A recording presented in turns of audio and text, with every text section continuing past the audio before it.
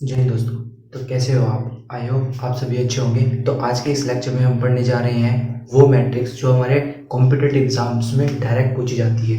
मतलब कि वो दे देगा कॉम्पिटिटिव एग्जाम में कि हमारे पास ये मैट्रिक्स है, तो बताओ ये ऑर्थोगोनल होगी या इनवॉल्यूंटरी होगी या निलपोटेंट होगी, या वो हमें कुछ ऐसी मैट्रिक्स दे देगा जिसमें हमसे पूछेगा बताओ ये हर्मिशियन होगी या स्क्यू हर्मिशियन होगी। तो आइए बिना किसी टाइम को वेस्ट करते हुए हम अपनी आज का लेक्चर स्टार्ट करते हैं। बट उससे पहले हमें दो टर्म्स और पढ़नी पड़ेगी, और वो कौन सी है आप हेडिंग डाल लीजिए, कॉन्जुगेट।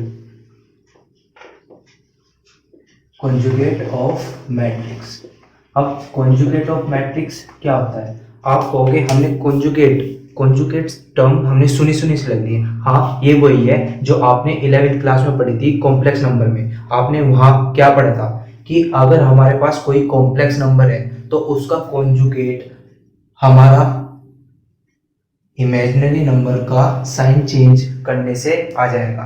यानी कि अगर मैं कहूँ कि मेरा एक कॉम्प्लेक्स नंबर है z और वो है a प्लस आइटा b, तो उसका कॉन्जुगेट यानी कि कॉन्जुगेट वहाँ पे आपको साइन भी याद था कि z बार किसी भी नंबर के ऊपर किसी भी अल्फाबेट के ऊपर बार लगा देते हैं तो वो हमारा कॉन्जुगेट मिल जाता है, और वो क्या होगा a माइनस आइटा b।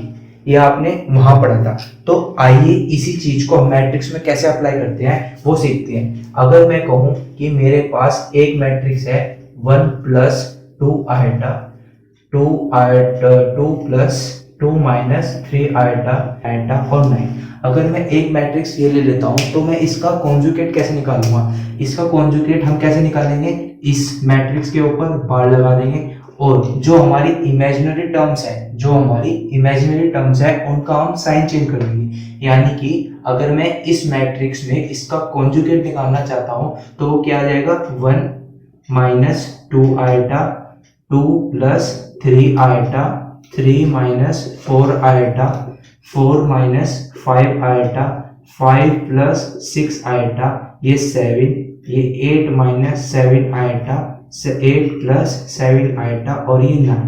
यानी कि कॉन्जुगेट ऑफ मैट्रिक्स हमें वही बताता है जो हमें कॉन्जुगेट ऑफ किसी कॉम्प्लेक्स नंबर का बताता है। क्या कि अगर हम किसी भी मैट्रिक्स या किसी भी नंबर का कॉन्जुगेट करते हैं तो जो हमारा इमेजिनरी पार्ट होता है उसका हम साइन चेंज कर देते हैं। यानी कि अगर वो प्लस है तो माइनस, अगर माइनस है तो प्लस। कॉन्जुगेट हमें ये बताता है। और अगर नेक्स्ट टर्म हमारी आती है कि ट्रांसपोज कॉन्जुगेट या कॉन्जुगेट ट्रांसपोज।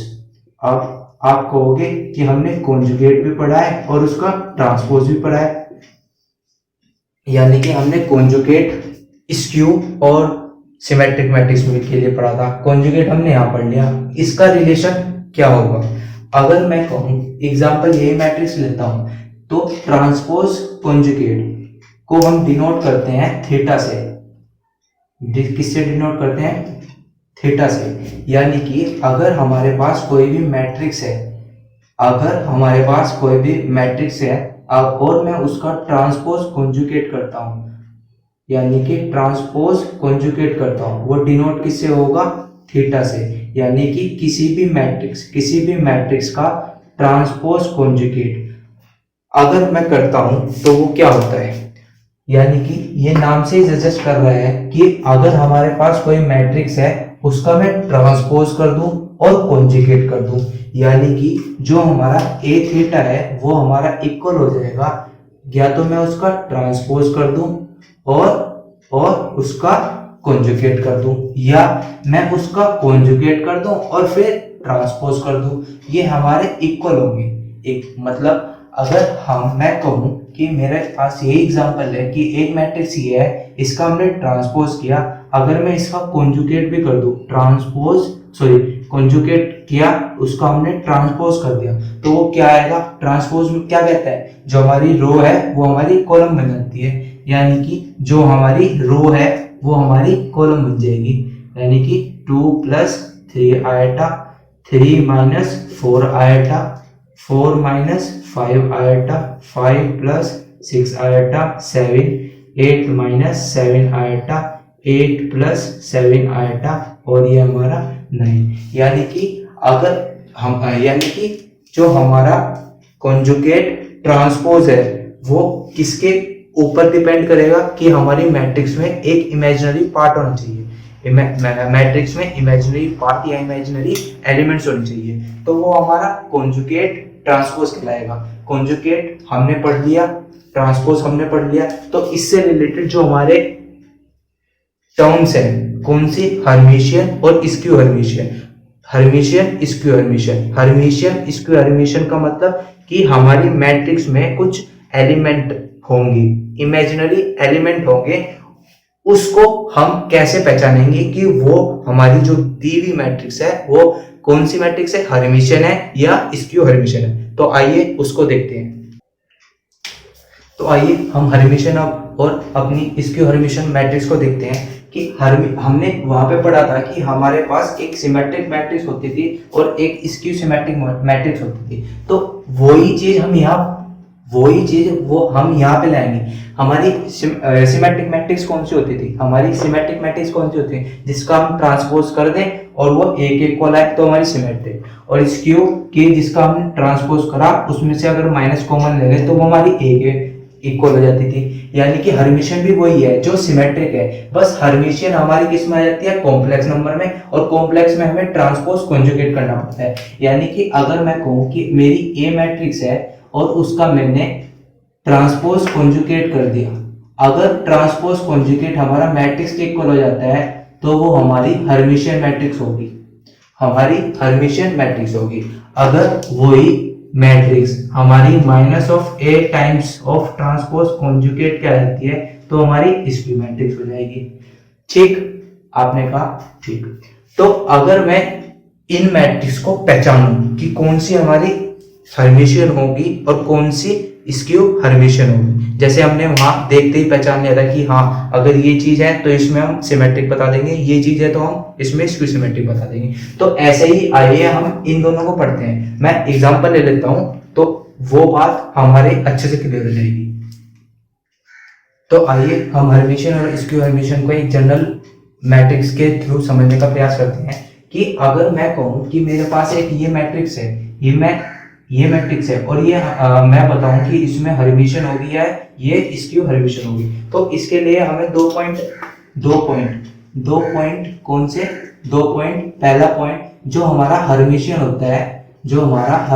होता है उसका जो डायगोनल होगा वो रियल होगा, पहला पॉइंट। दूसरा पॉइंट, इसमें जो हमारे रोज और कॉलम होते हैं, यानी कि ये जो डायगोनल को छोड़ के, डायगोनल के अलावा जो हमारे पास एलिमेंट बचे, कौन सा बचा, A12 A21, यही तो होता है कि हमें ट्रांसपोज कॉन्जुगेट करना था, यानी कि हम इस एलिमेंट को इसके साथ देखेंगे और इस एलिमेंट को इसके साथ देखेंगे।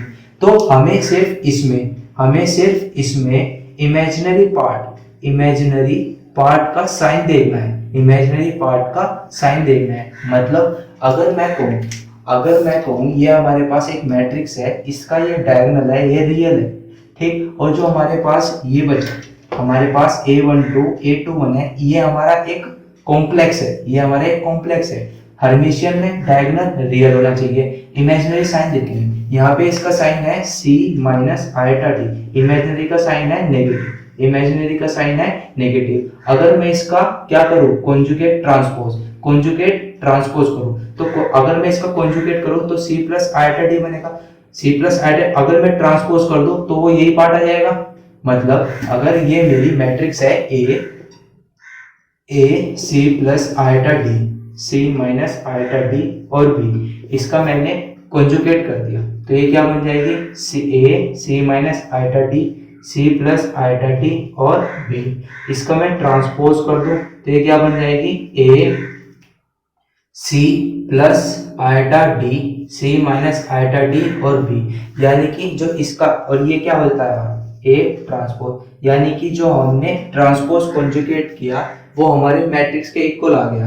ठीक, वो हमारी क्या किसके इक्वल आ गया, मैट्रिक्स के। तो ये हमारी कौन सी मैट्रिक्स हो जाएगी, हर्मिशियन मैट्रिक्स। यानी कि इसमें हमें डायगोनल एलिमेंट हमारा रियल होना चाहिए और सिर्फ हमें इसमें इमेजिनरी का साइन देखेंगे। अगर साइन अपोजिट है, यहाँ माइनस है यहाँ प्लस है, यहाँ प्लस होता, यहाँ माइनस होता तो यहाँ क्या होना चाहिए था, प्लस। तो कौन सी मैट्रिक्स हो जाएगी, हर्मिटियन मैट्रिक्स। ऐसे ही अगर मैं स्क्यू हर्मिटियन को चेक करता हूँ, अगर मैं स्क्यू हर्मिटियन को चेक करता हूँ तो इसमें हमें पॉइंट ध्यान रखने पड़ेंगे कि जो हमारा डायगोनल है, जो हमारा डायगोनल है वो या तो जीरो हो या हमारा इमेजिनरी हो, या तो वो जीरो हो या इमेजिनरी हो। और सेकंड पॉइंट इसमें हम रियल पार्ट को चेक करेंगे, इसमें हम रियल पार्ट को चेक करेंगे। हमेशा में हमारा डायगोनल रियल होता था, यहाँ हमारे डायगोनल के अलावा रियल होने थे, रियल पार्ट को चेक करेंगे।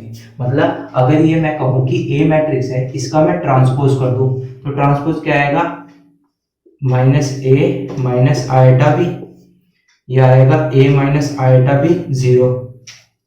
ठीक, अगर मैं इसका कॉन्जुगेट पे कर दूं, ट्रांसपोज कर दूं तो ये हमारा zero minus A minus iota B, A minus iota B zero. यानी कि हर्मिटियन चेक करने के लिए a is equals to minus A theta होना चाहिए था, यानी कि इसमें से हम माइनस कॉमन लेंगे। अगर मैं इसमें से माइनस कॉमन ले लूं तो ये zero minus a plus iota B, और ये हमारा a प्लस आयोटा बी, और ये जीरो चाहिए। अब आप ही बताइए, ये मैट्रिक्स हमारी a बन रही है, यानी कि हमें कोई भी यानी कि अगर हमें कोई भी मैट्रिक्स दे दे, उसे स्क्यू हर्मिटियन को चेक करें तो पहले तो हम या तो ये देख लेंगे कि हमारा डायगोनल जीरो है या इमेजिनरी है। अगर इमेजिनरी है तो भी यही प्रोसीजर होगा, और अगर जीरो है तो भी हम बता सकते हैं कि वो स्क्यू हर्मिटियन होगी। लेकिन कंफर्म हम कब करेंगे, जब हमारा रियल पार्ट भी माइनस का साइन चेंज के साथ हो। देखो यहाँ पे आयोटा बी था, तो इससे हमारा कोई फर्क नहीं पड़ा। किससे फर्क पड़ा, जो हमारा रियल पार्ट है उसके साइन से। तो इस तरीके से हम हर्मिटियन और स्क्यू हर्मिटियन को पहचान सकते हैं कि कोई भी मैट्रिक्स देखते ही हर्मिटियन कौन सी होगी, स्क्यू हर्मिटियन कौन सी होगी। तो आइए हम अपने नेक्स्ट मैट्रिक्स के बारे में पढ़ते हैं, जो हमारी चार मैट्रिक्स हैं, आइए उनको देखते हैं। तो आइए हम इन चारों मैट्रिक्स के बारे में पढ़ते हैं। पहले हम इन्हें जानेंगे कि कौन सी मैट्रिक्स होती है, उसके बाद हम कुछ इनकी प्रॉपर्टीज ही निकालेंगे कि किससे हम किसको रिलेट कर सकते हैं। तो आइए इन चारों को जानते हैं।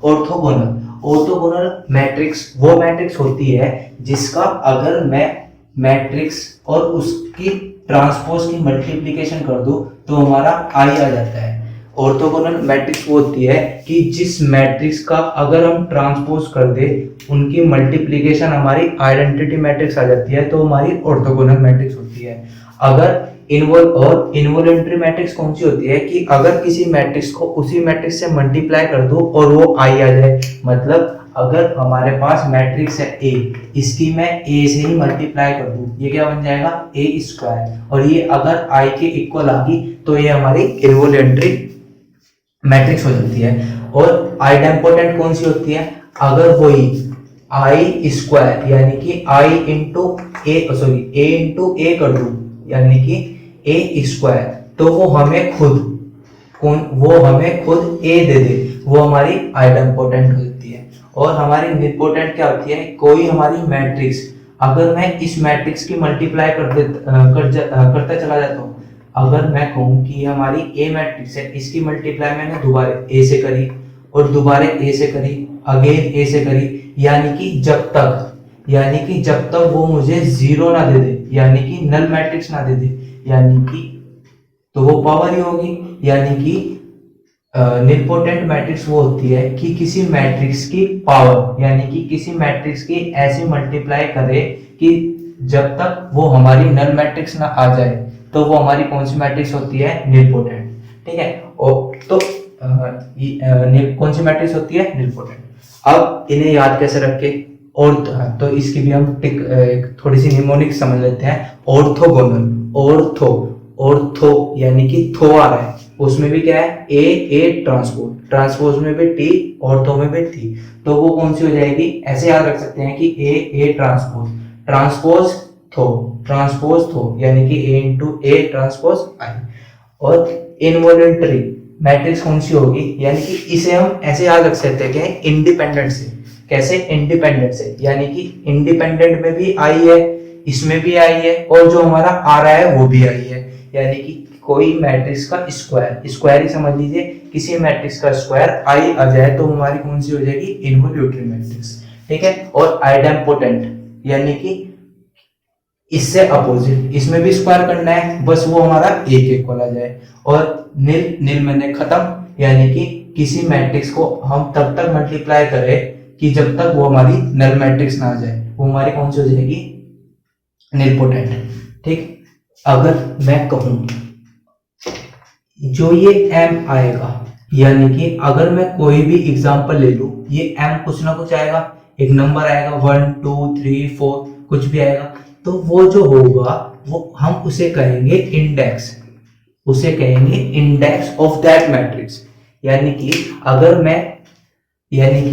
मैं यहाँ पे a ले लेता हूँ, एक मैट्रिक्स ले लेता हूँ 0 1 0 0 0 1 0 0 0, एग्जाम्पल मैंने ले ली 3/3 और ठीक, इसकी मैं इससे ही जब तक मल्टीप्लाई करता रहूंगा जब तक मुझे ये नल मैट्रिक्स ना दे दे।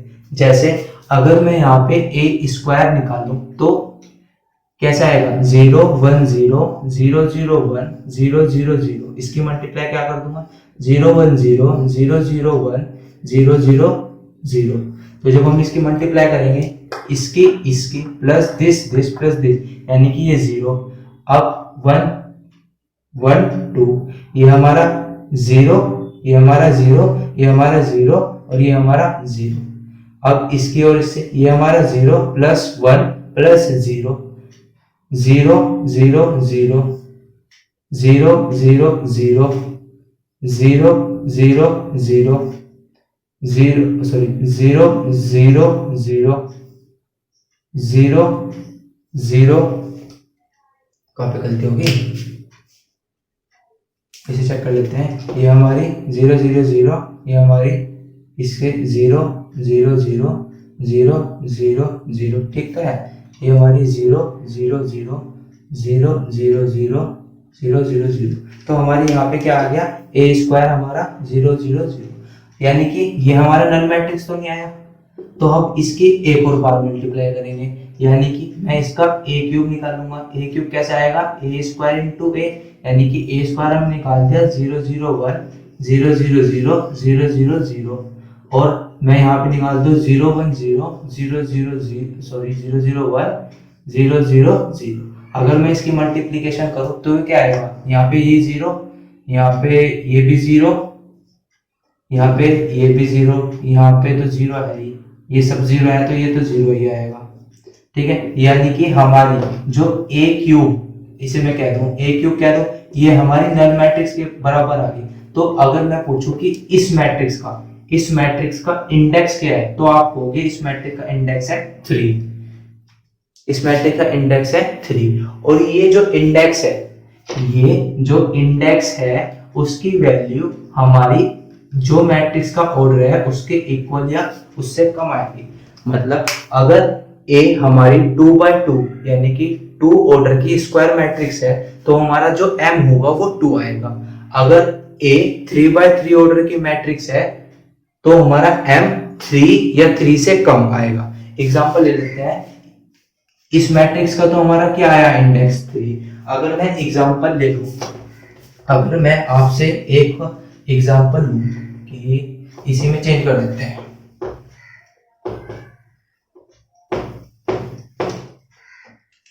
तो हमारा इंडेक्स होगा वो इससे कम आएगा। अगर मैं a ले लूं कि 0 0 0 0 0 1 0 0 0, इसका ये बताओ कि निलपोटेंट कब होगी। आप a स्क्वायर करोगे 0 0 0 0 0 1 0 0 0 की मल्टीप्लीकेशन 0 0 0 0 0 1 0 0 0, तो ये क्या आएगी, यहाँ पे तो सारे 0 हैं तो ये 0, यहाँ पे इसके 0 ये भी 0।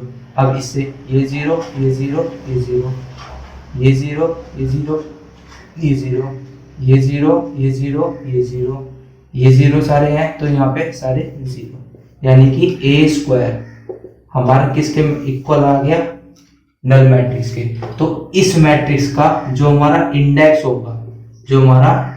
होगा वो क्या हो जाएगा, 2। यानी कि अगर मैं ये कहूं कि कोई भी हमारी निलपोटेंट मैट्रिक्स है उसका जो इंडेक्स आएगा वो उस मैट्रिक्स के ऑर्डर के इक्वल या उससे कम आएगा। यहाँ ये बात क्लियर हुई। अब बात हम कर लेते हैं इंपॉर्टेंट मैट्रिक्स की। अब बात कर लेते हैं इंपॉर्टेंट मैट्रिक्स। ठीक, इंपॉर्टेंट मैट्रिक्स। इंपॉर्टेंट मैट्रिक्स का हम एग्जांपल ले लेते हैं। अगर मैं कहूं कि मेरे पास 3 - 6 1 - 2 है, ये हमारी ए मैट्रिक्स है, तो ये बताओ कि इनमें से कौन सी मैट्रिक्स होगी। अब इनमें से कौन सी मैट्रिक्स होगी, देखो हमें मल्टीप्लाई तो करनी पड़ेगी, चाहे ए की ए से करें या ए का ट्रांसपोज करें। तो मैंने कहा कि अगर वो यही कहते कि ये मैट्रिक्स बताओ, शो करो कि ये मैट्रिक्स आइडेम्पोटेंट है, तो आप क्या करोगे, ए स्क्वायर करोगे, यानी कि इसकी मल्टीप्लाई इसी के साथ करोगे, यही करोगे नहीं, तो इसकी मल्टीप्लिकेशन क्या करेंगे, 9 - 6, यहाँ पे -18 + 12, यहाँ पे 3 और +4, 3 और -2, सॉरी 3 - 2, यहाँ पे -6 + 4, तो यहाँ पे क्या आ जाएगा 3 - 6 1 - 2, तो ये हमारी क्या आ गई ए, तो ये कौन सी मैट्रिक्स हो गई, आइडेम्पोटेंट। क्लियर हुई बात, क्लियर हुई बात। अगर मैं इनवॉल्यूटरी का एग्जांपल ले लेता हूँ, इसका एग्जांपल मैं ले लेता हूँ कि ए मैट्रिक्स मेरे पास है 4 - 1 15 - 4। ठीक, इसे चेक करो कि ये हमारी इनवॉल्यूटरी है या नहीं। ठीक, तो आप क्या करोगे, ए स्क्वायर ही निकालोगे। ए स्क्वायर कैसे आएगा, 4 - 1 15 - 4 4 - 1 15 - 4, यानी कि 4 4 जा 16 - 15 -4 + 4 -4 + 4, यहाँ पे 60 - 60, यहाँ पे -15 + 60, तो ये क्या आ गया 1 0 0 1, ये किसके इक्वल आ गया, आई के। तो ये वाली मैट्रिक्स हमारी कौन सी है, इनवॉल्यूटरी मैट्रिक्स, इनवॉल्यूटरी मैट्रिक्स। अब मैं ऑर्थोगोनल का एग्जांपल ले लेता हूँ, अब मैं ऑर्थोगोनल का एग्जांपल ले लेता हूँ, किसका, ऑर्थोगोनल का, ऑर्थोगोनल मैट्रिक्स का। ठीक है, अगर मैं कहूँ कि मेरे पास एक मैट्रिक्स है 0 1 1 0 0 1 1 0, तो अगर ये शो करो कि ये ऑर्थोगोनल होगी, ये मैट्रिक्स ऑर्थोगोनल होगी, तो मैं इसका ट्रांसपोज करूंगा। ट्रांसपोज क्या आएगा, 0 1 1 0, और इसकी मल्टीप्लिकेशन ए से कर दूंगा, यानी कि 0 1 1 0, तो ये क्या आनी चाहिए, आई आनी चाहिए। चेक कर लेते हैं, ये 0 ये 1, ये 0 ये 0, ये 0 ये 0, ये 1 और ये 0 1, यानी कि आ गई आई। तो ये किसका एग्जांपल हो गया, ऑर्थोगोनल का। ठीक है, तो इस तरह से हमारे पास एग्जाम में कैसे क्वेश्चन आता है, एग्जाम में ऐसे क्वेश्चन आता है कि वो मैट्रिक्स कोई भी दे देगा, वो पूछेगा कि ये मैट्रिक्स कौन सी मैट्रिक्स होगी, तो आपको ये चीज चेक करनी होगी। अब अगर मैं थोड़ी सी ऑर्थोगोनल और इनवॉल्यूटरी के बारे में बात करूं, ऑर्थोगोनल और इनवॉल्यूटरी के बारे में बात करूं, अगर मैं कहूं कि जो मेरी मैट्रिक्स है, कि जो मेरी मैट्रिक्स है ऑर्थोगोनल और इनवॉल्यूटरी, अगर मैं कहूं कि मेरे पास एक मैट्रिक्स है ए, वो सिमेट्रिक मैट्रिक्स है, वो सिमेट्रिक मैट्रिक्स है। कैसी मैट्रिक्स है, सिमेट्रिक मैट्रिक्स है। अगर वो सिमेट्रिक मैट्रिक्स होगी तो उसका ए ट्रांसपोज के इक्वल आएगा, ए ट्रांसपोज के इक्वल आएगा। अगर मैं यहाँ पे रख देता हूँ इनको, ये क्या हो गया, अगर मैं इसको ही लिखूं a into A equals to I, a into A inverse equals to I. अब a हमारा a ट्रांसपोज के इक्वल है, तो अगर मैं एक a ट्रांसपोज के इक्वल रख दूं तो हमारी इनवॉल्यूटरी मैट्रिक्स कैसी मैट्रिक्स बन जाएगी, ऑर्थोगोनल।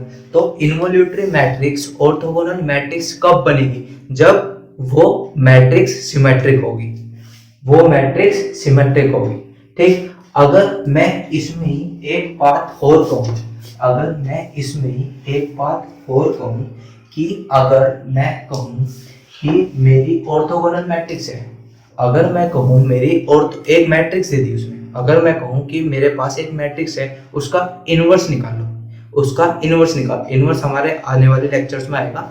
अगर मैं कहूं कि उसका इनवर्स निकालो और वो मैट्रिक्स ऑर्थोगोनल भी है, और वो मैट्रिक्स ऑर्थोगोनल भी है। तो इनवर्स क्या होता है, अगर मैं कहूँ कि 2 है, इसका इनवर्स 1/2, x है, x का इनवर्स 1/x, ऐसे ही कोई मैट्रिक्स A है तो उसका इनवर्स 1/A आएगा। इस 1/A को हम डिनोट करेंगे A इनवर्स, वही बात हो गई कि 1/x x⁻⁻1 वो इनवर्स है।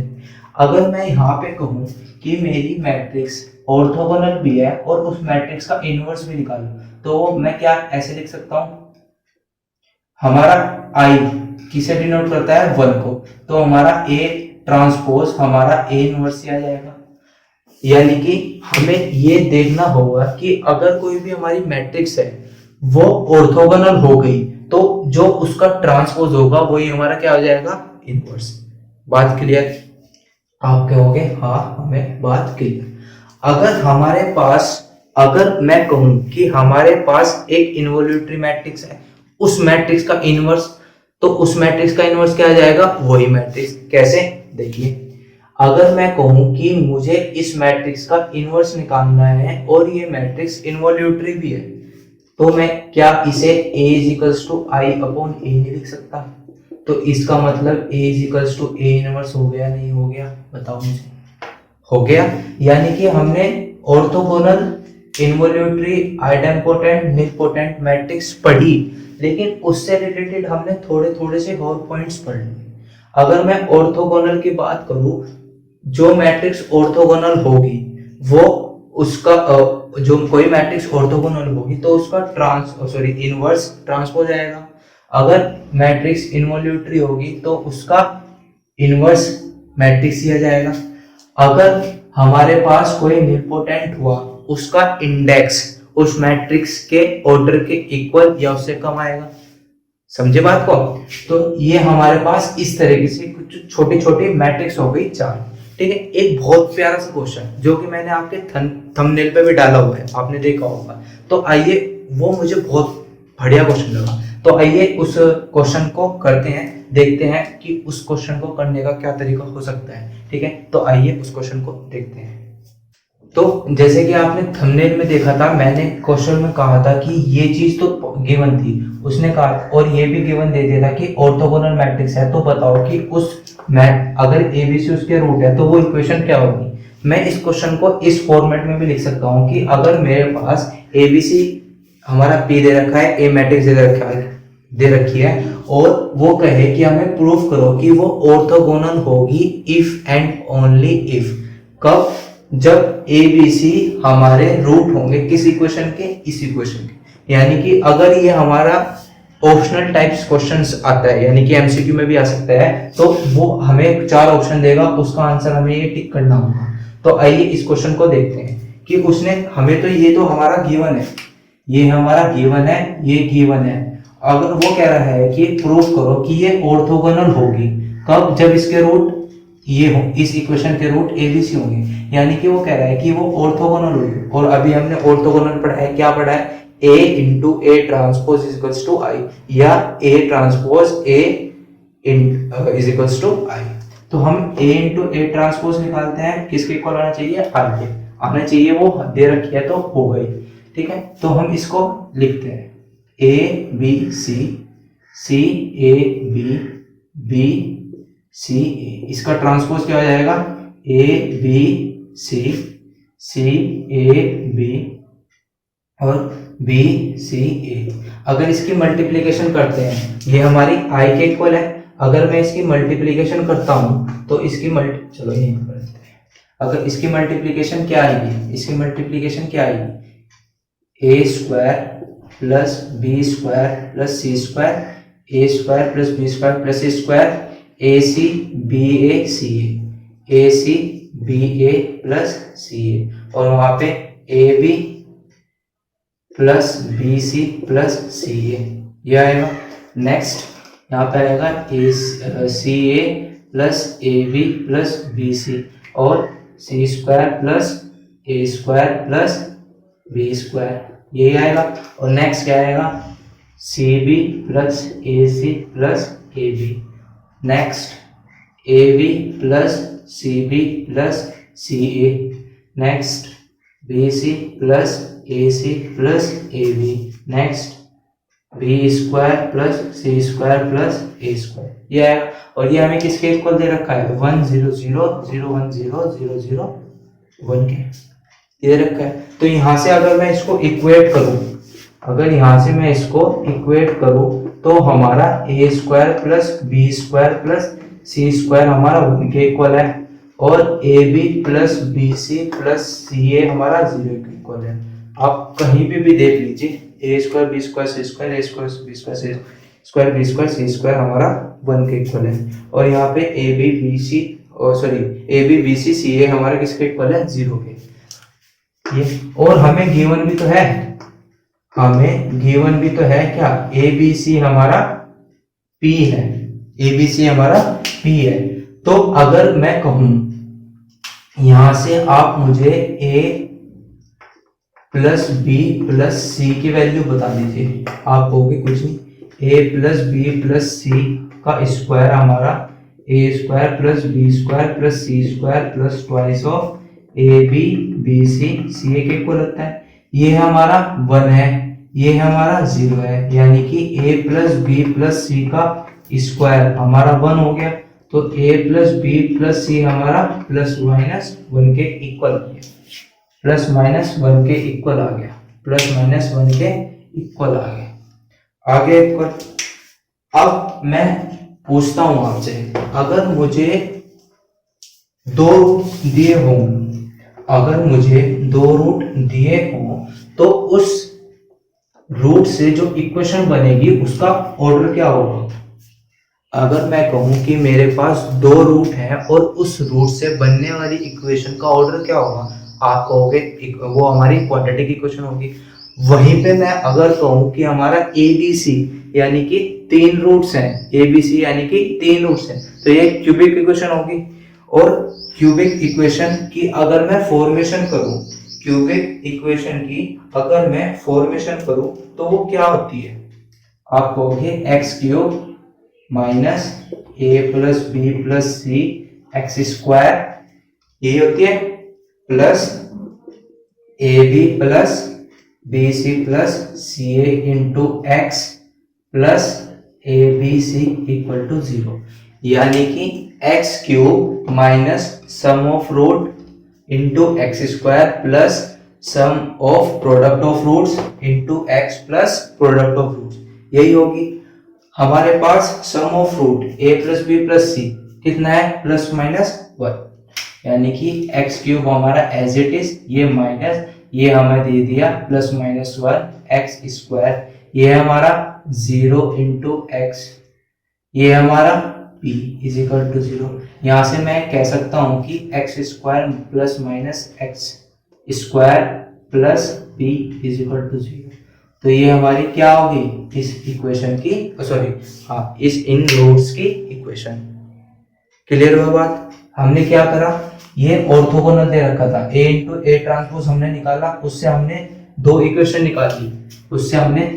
निकाल ली, ठीक। और हमें ये गिवन थी, इससे मैंने a प्लस बी निकाल लिया। अब मुझे पता है कि अगर मेरे पास 3 रूट्स हैं तो वो क्यूबिक इक्वेशन होगी। क्यूबिक इक्वेशन की फॉर्मेशन क्या होती है, X cube minus sum of root into x square plus sum of product of root into x plus product of root is equal to 0। तो हमने यहीं पे वो रख दिया जो हमें गिवन था, क्या था, ये हमने निकाल लिया था, क्या, प्लस माइनस 1, ये हमारा आ गया था 0, ये हमारा गिवन था p। तो मैंने ये पुट करा, हमारी क्यूबिक इक्वेशन आ गई। तो ये हमारा इस क्वेश्चन का आंसर। तो आई होप आपको ये क्वेश्चन अच्छा लगा होगा, आज का लेक्चर भी अच्छा लगा होगा।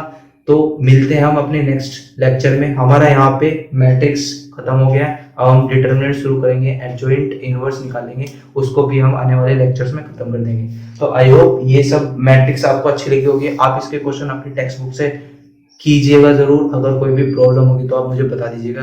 तो मिलते हैं नेक्स्ट क्लास में। जय हिंद, वंदे मातरम।